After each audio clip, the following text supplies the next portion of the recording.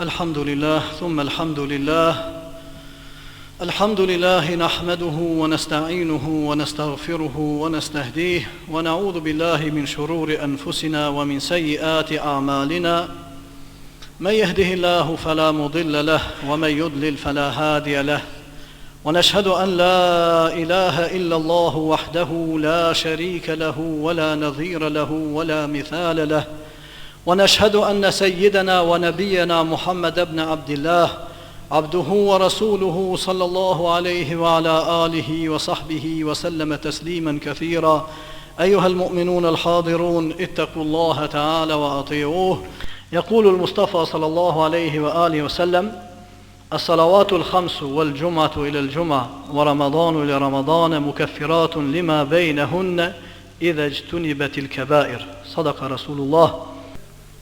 Hamd falënderimet tona të panumër të qofshin për Allahun Dhul Gjelal, edhe salatet e selamet tona të shumë të qofshin bi më të zgjedhurin e njerëzimit, Muhammedin a.s.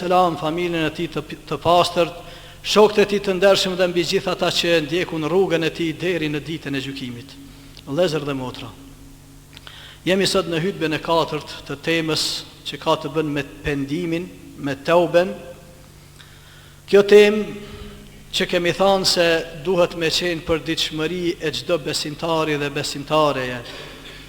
Temë mbi temat, punë e cila llogaritet se është prej punëve edhe veprave më të ngutshme me të cilën duhet mu marr çdo besimtar dhe besimtare para se të flasim për mëkatarët e mëdhenj. Nuk ekziston para nesh ndonjë punë që na pret neve e cila llogaritet se është më e ngutshme se sa pendimi, se sa teubeja.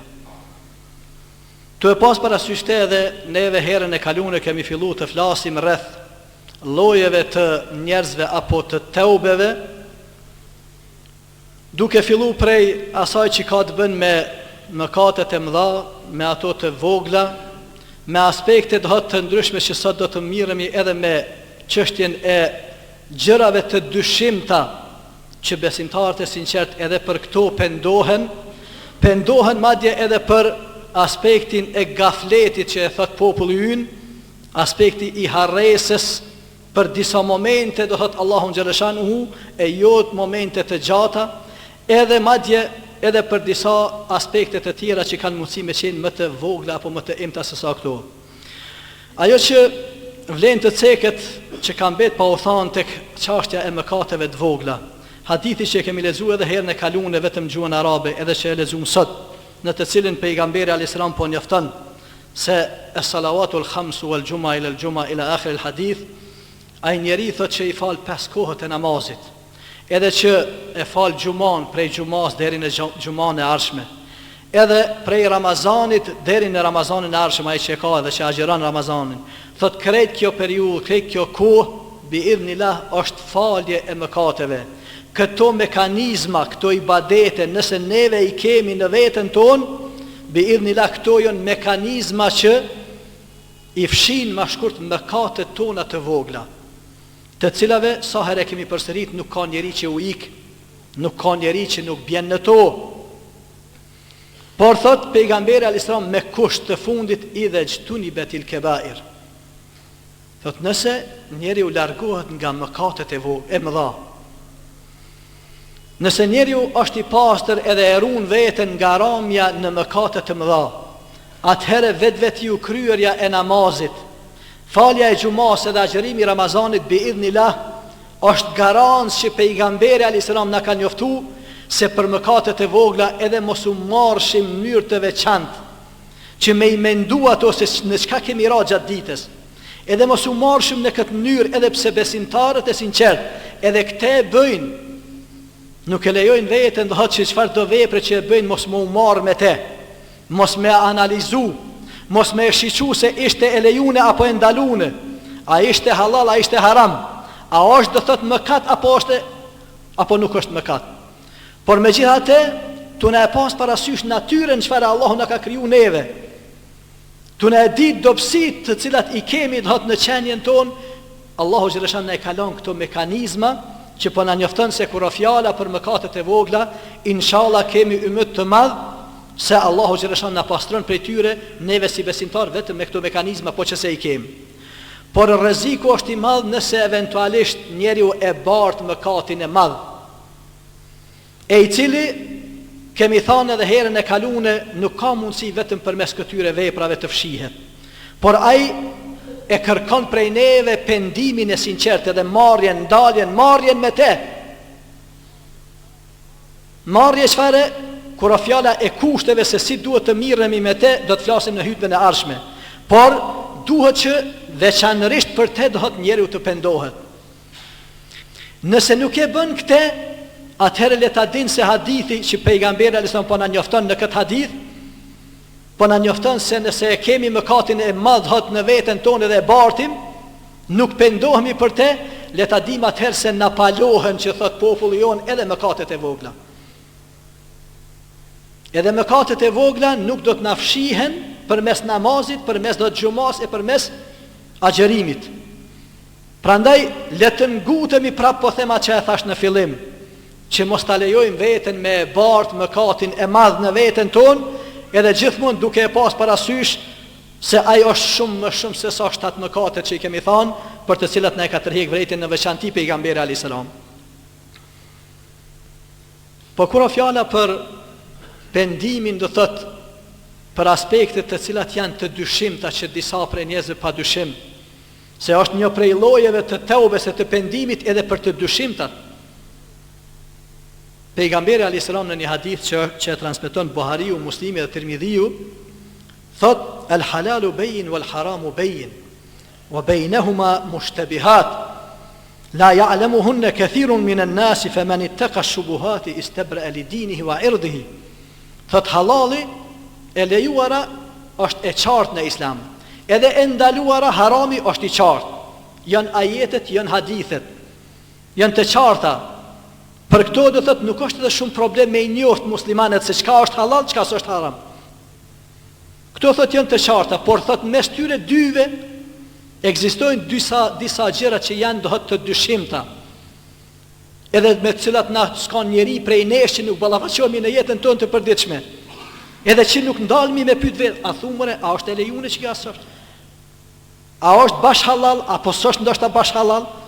A është krejt haram apo ndoshta s'është haram? Nuk ka do thot njeri që nuk ballafaqohet me diçka prej të tillave në jetën e përditshme. Po pejgamberi son po njofton se ekzistojnë edhe të tilla. Thot la ya'lamuhunna kathirun min an-nas. Kto thot nuk i njohin dhe nuk i dinë shumë prej njerëzve. Edhe prej vetë muslimanëve është fjala për halal dhe haram që është i qartë pe e dikan, edhe inshallah vërtet në përgjithësi e din musliman se çka është halal dhe çka është haram. Por këto po njofton pejgamberi alson të shumë që se vërtet nuk i njohin dhe nuk i din. Për atë kur fjala për jo njohje, për padije na porosit Allahu xhaleshanuhu, fasalu ahla dhikri in kuntum la ta'lamun. Pyetni ata që posedojnë dije për atë që nuk e dini. Mos veproni me hamendje në jetë, në përgjithësi e lemo kur fjala në fe. Në asnjë shkencë do të thotë neve nuk po e lejojmë në një tjetrin me vepru do të me hamendje. Po kërkojmë për njerëzve që të janë thirrur, të kanë diplomë, të janë do thotë njerëz që janë me përgjegjësi. Jo me fol kush don në medicinë, kush don në jurisprudencë apo tjetër apo diçka. Atje po mohtemi se cili dhe s'po flasim dhe po them janë njerëz që janë të thirrur. Nuk e lejoj veten me hije në të fush ku se njof. Po kur o fjallat e feja, a thu se këtu kemi drejt gjithë me qenë mufti? Fasalu ahla dhikri in kuntum la ta'lamun. Pyetni ata të cilët din, dietarët ulemat për atë që ju nuk dini. Faman ittaqa shubuhati istabra li dinihi wa irdihi. Thot ai që ruhet prej këtyre gjërave të dyshimta. Nëse e din se është e dyshimt, largohu borë. Largohu do thotë edhe mos e vepro. Përderisa të vërtetohesh dhe ta merresh vesh të hot dispozitën e fesë se çfarë është në te. Thot ai që largohet prej të dyshimtave, le të jetë i bindur bindja se ai e ka ruajt fenë e tij, edhe moralin edhe do thot karakterin e tij. Wa man waqa fi shubuhati waqa fi al-haram. Thot ai që bjen në të dyshimtat, ai ka merrë në haram. Se çështja e haramit kështu fillon mas pari. Hajse ndoshta nuk është bash haram. Hajse ndoshta është prej mëkateve të vogla, prej gjërave të imta. Ngadalë edhe këtu çështja e pasionit që e ka njeriu. e cila është një forcë prej forcave më të mëdha që i posedon thot qenia njerëzore, me përjashtim të forcës së imanit te ata cilët kanë iman të zjarrt. Por të shumë kush t'jeni të bindun se nuk e dim nga një herë se cila energji është më e fuqishme në njeriu, a është energjia e pasionit apo e imanit. Prandaj edhe hasmi që shpesh herë të shumë kush nga vjen kjo ana e ult. Prandaj si t'ja qelmi derën edhe në të aspektet e dyshimtave, le të dim se nga dalë kemi ardhur te harami. Kërrai jera haule al-hima yushiku an yarta'a fi, thot ky njeri që bjen në të dyshimta thot është i ngjajshëm sikurse çobani i cili e ruan bagtin e vet në përmegje që thonë, ha? E ka livadin gjën e gatë me një fjalë, a e ka quë edhe po e kullot hajvanin e ti, do thot mu në megje. Edhe po thot se ja unë e ruj, nuk e lejoj unë me dalë dhe në të kojshis. S'ka mundësi me ru. E runë për 1 minutë, për 2, për 10, për ndoshta 1 orë, për 2 orë su në runë, 3 orë su në runë. Në gjaj shumë është edhe kjo, do thot që kameran në atë që është ndalushme, kameran do thot edhe në pasurin apo në livadin e kojshiut. Ela wa inna li kulli melikin hima, ela wa inna hima Allahi me harimu. Thot, a nuk është e vërtet se çdo mbret i ka mbrojtësit e vet. Thot, ndërsa mbrojtja jonë thot nga Allahu, nga ramja në atë që Allah e ka ndalu, thot janë çështja e ndalesave ti, haramet e ti. Më u përkufizu në atë çka do thot çka Allahu xhaleshan na ka leju, edhe më u largu nga ajo çka është e ndalune, po në të njëjtën kohë me mbrojt veten edhe mos me leju veten me ranë të dyshimtat, përderisa ta kuptojnë edhe ta njohën dispozitën fetare. Njerëzit që e kanë leju veten me ranë kësi gjëra, në të njëjtën kohë meritojnë që të ndalen një ditë edhe të pendohen.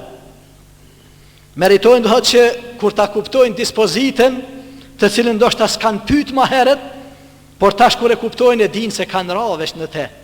Kanë ra me një fjalë në të ndaluarën, atëherë është çështje e shybheve që thonë e të dyshimtave, prandaj duhet që gjithsesi me u pendue edhe për këto gjëra.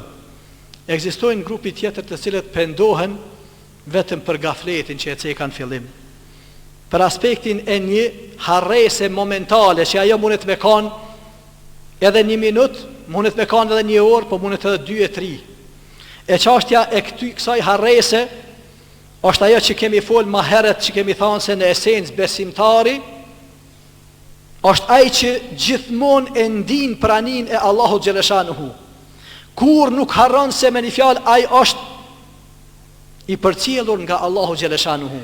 Kur nuk e harron për kujtimin e Allahut edhe dhikrin, mos qoftë në namaz, e ka çështjen e armës tjetër që është astaghfirullah, la ilaha illallah, alhamdulillah, Allahu akbar, subhanallah, la ilaha illallah wahdahu la sharika lah. Sa prej duave e dhikrit që pejgamberi alaihi salam na ka mësuar gjatë tërë ditës.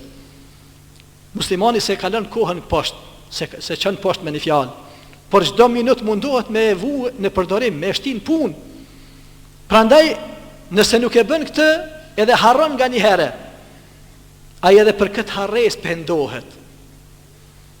Po lemo këtë që përmendim, po neve kemi rastet e serialeve të ndryshme, që ndoshta 1 orë nuk na bjen mend për Allahun xhaleshanu. Se është shumë tema interesante, duhet koncentrimi maksimal. E se për filmat që zgjatin ka 2 orë, e ndeshja futbollistike që zgjat 2 orë, edhe që absolutisht na bjen mend për Zotin. Po krejt kohën e kena sa apo fiton skuadra jonë që na e simpatizojmë. A thu se na bjen mend për Zotin në ato momente? A na bjen mend me thonë subhanallah? A na bjen mend me thonë elhamdulillah? Për shëndetin që e kemi mujt me shku deri në stadion. S'po themi që është ndaluar ndoshta edhe me ndonjëherë edhe ndonjë ndeshje. Edhe ndonjë film ndoshta, por jo që ta pa dyshim që ta që i kemi sot na. Të cilët janë të mbjell kob, të cilët janë duke e degeneruar këtë popull, jo me shrininë e tij, po ndoshta edhe të vjetit më shumë se 3. Katastrofë mbi katastrofat. Edhe për këto momente, a nuk meriton njeri që edhe nëse është habit, për gjysora a 1 orë sen, s'paku ku të përfundon për filmi me pa vetën, me thonë Allah, ku jam mërë Allah? Ku isha unë një orë? A thu se e kisha parasysh dhe thëtë se Allahu Gjereshanu mu është të më pa që shpesha unë në këtë televizor? Vallahi këta duhet me pas parasysh dhe njeri prej nesh. Edhe nëse nga njëherë harrojme dhe jemi të tilë në kësi gafleti, s'pa ku më ndej dhe t'i qojmë dur të të lutim Allahun Gjereshanu për falje. Të kërkojmë falje. Të kërkojmë falje dhe të edhe kur bim do njëherë edhe pse inshallah besoj se s'pa ku na edhe familje tona nuk i lojmë dohet me e kalu kohën, dohet qysh është duke e kalu përqindje e madhe e këtij populli me këto seriale të cilat pa dyshim se janë duke eksperimentu me këtë popull. Për fat të keq çdo sistem që po vjen tek ne, po eksperimenton me këtë popull. Edhe me ide e ideologjizma të ndryshme, por kurse si me atë që është e shpirtit tonë edhe e kulturës edhe e shtetërimit tonë. Prandaj po them se duhet me pas parasysh këtë, edhe me ditë se edhe pejgamberi alayhis salam kur fjala e istikfarit edhe teubes, edhe pse kur se ka përjetuar gafletin edhe harresin që po e cekim ne. El aynu yanam wa qalbuhu la yanam, dohet çështja e syrit ti ka flajt, por zemra pejgamberit alayhis salam as në gjumë nuk ka flajt kur. Edhe në gjumë kur ka qenë zemra e tij s'ka flajt. Edhe kanë përshkruar se edhe në gjumë dhikr ka këndu pejgamberi alayhis salam gjatë tërë kohës tuaja. Prandaj po edhe këtë duke qenë i këtill, thot tubu ila Allahi fa inni astaghfirullah wa atubu ilayhi fil yawmi akthara min 100 marra. Transmeton Buhariu, thot pejgamberi alayhis salam, pendohuni tek Allahu xhaleshanuhu, se vallahi thot unë gjatë ditës pendohem edhe kërkoj falje prej Allahut më shumë se 100 herë. Disa prej sahabëve madje e kanë përshkruar, kanë thonë se pejgamberi alayhis salam në një mejlis, në një neje e kemi ndëgjuar, do thot gjatë një neje që ka qenë ndoshta një orë apo gjysore apo një orë e gjys, e kemi ndëgjuar më shumë se 100 herë duke kërkuar falje prej Allahu xhaleshanu. Astaghfirullah wa atubu ilayk. Kërkoj falje prej te o Allah. Kush po kërkon falje? Njeriu që janë falë të kaluarat edhe të ardhmet e tij. Njeriu që në esencë ka qenë i pagabushëm, pejgamber. Po me te po don më na tregu neve për çështjen e kësaj harreses. E kësaj harreses të cilën duhet me pas parasysh edhe vazhdimisht neve me u rikthyje në bazë, me u rikthy në qendër aty ku duhet jemi vazhdimisht, me përkujtu Allahun xhaleshanu, me kërku falje prej tij, me kërku falje edhe me u pendu sa më parë, e duke e përsërit atë që e thash në fillim, se s'kemi do të thotë prioritet më të madh. Nuk kemi vepër as punë më të ngutshme se sa pendimin. Nuk ka vepër që na pret më njëherë si dalmi edhe pe xhamia nëse dojmë me thonë. Që kemi ku me ditë sa punë sot në plan neve që i kemi gjatë kësaj dite me i kry, t'jeni të bindur se asnjë nuk është më e ngutshme se sa pendimi. Qysh ka me qenë kur Allahu xhaleshanu po njofton në Kur'an, edhe po thot inna ajalallahi idha jaa la yu'akhkhar law kuntum ta'lamun, se ejeli Allahu xhaleshanu caktimi që ka caktuar për çdo njeri, momentin e vdekjes, thot kur ai vjen nuk ka gjë që e vonon atë. As që e shtyn qoftë edhe për një sekond, se jo minut apo orë, lau kuntum ta'lamun, sikur tishi ata që ju e dini këtë. Pa ka që nuk e din këtë, vallahi çdo njeri e dim. Pa ka që po e përjeton këtë, shumë pak. Çështja e dijes nuk po mjafton njeri me vepruën bazë të asaj çka e din. Është çështja e ndjenjes, e përjetimit.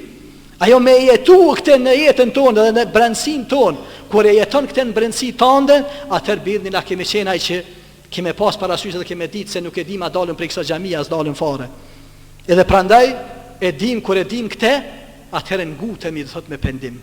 Inshallah Allahu xhaleshanu na bën për atyre që vërtet nuk e shtyn as për një moment çështjen e pendimit edhe teubes, pendohen sinqerisht tek Allahu xhaleshanu, e sa i përket çështjes së të sharteve apo kushteve të teubes, inshallah do të flasim herën e ardhshme. Inshallah na bani halal, aqulu qawli hadha wa astaghfirullahi li wa lakum fastaghfiruhu innahu sawun mujib wa aqimi salat.